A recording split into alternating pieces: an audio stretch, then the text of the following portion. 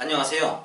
파닉스의 진실을 알고 싶으면 선생님에게 물어보세요 라는 주제를 가지고 말씀을 드리도록 하겠습니다. 대한민국에서는 영어 교육을 배우면 가장 첫걸음이 파닉스라고 할 정도로 굉장히 보편화된 교육이라고 할 수가 있습니다. 그러나 진실을 제대로 아셔야 할 필요가 있습니다.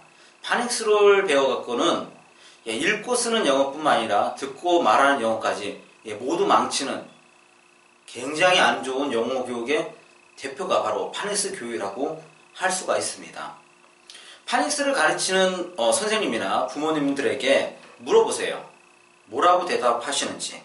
파닉스를 배우면 진짜 영어를 잘 읽을 수가 있나요? 라고 물어보면요, 거의 99%는 이렇게 대답을 할 것입니다. 그럼요, 파닉스를 배우면 거의 모든 단어를 대충은 읽을 수가 있습니다. 이렇게 대답합니다. 가장 중요한 단어가 뭐냐면 대충입니다. 대충. 그래서 아이들이 파닉스를 배우는 아이들은 뭐냐면 영어 단어를 진짜로 대충 읽습니다. 정확히 읽지 않아요. 읽을 수가 없거든요. 생각을 해보십시오. 정답이 아닙니다. 파닉스는 그 단어의 발음의 정답을 알려주는 게 아니라요, 대충 읽어주는 겁니다. 대충. 얼마나 잘못된 교육인지 이걸 좀 아셨으면 좋겠어요. 그러니까 시험 문제를 푸는데 정답을 알려주는 게 아니라 비슷한 답을 알려주는 거하고 똑같다고 생각하시면 돼요. 그러니까 1 더하기 5는 6인데 대충 이거는 5야 이렇게 얘기하는 거하고 똑같아요. 나중에 이게 처음에는 작겠지만 가면 갈수록 이게 큰 문제를 일으키는 겁니다.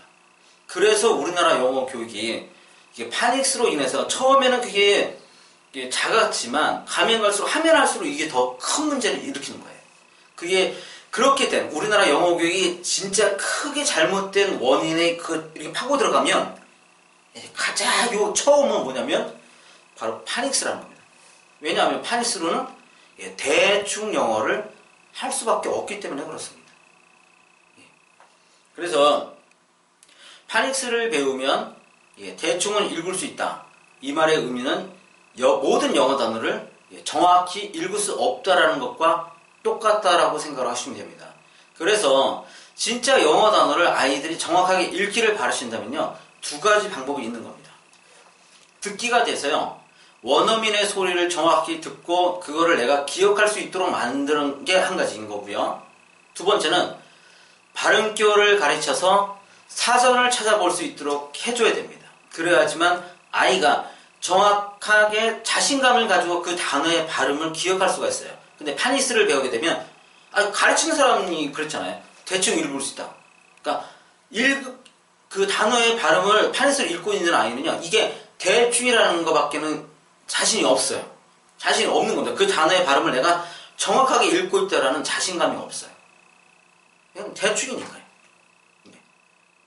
그렇게 되면 나중에 듣기에도 문제가 있고요, 말하기에도 문제가 있고 여러 가지로 문제가 있습니다. 그래서 제가 강조를 합니다. 파닉스 교육은 문자 교육도 아니고 소리 교육도 아닙니다. 어느 한쪽도 아니에요.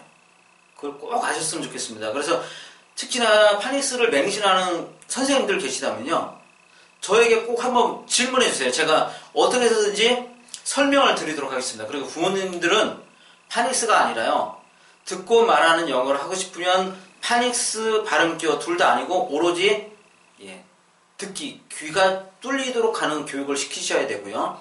만약 이미 이제 중학생이나 됐거나 아니면 학습 영어에 만족하시는 분들이라면 파닉스가 아니라 발음기어를 반드시 가르쳐서 아이가 영어 사전을 활용할 수 있도록 만들어 주시면 됩니다. 이러면 아이가 영어 때문에 고통받고 스트레스 받는 일은 적어도 50%는 줄어든다고 제가 확신 있게 말씀드릴 수 있습니다. 꼭 한번 파닉스에 대해서 한번 생각을 진지하게 해보시기를 권해드립니다. 감사합니다.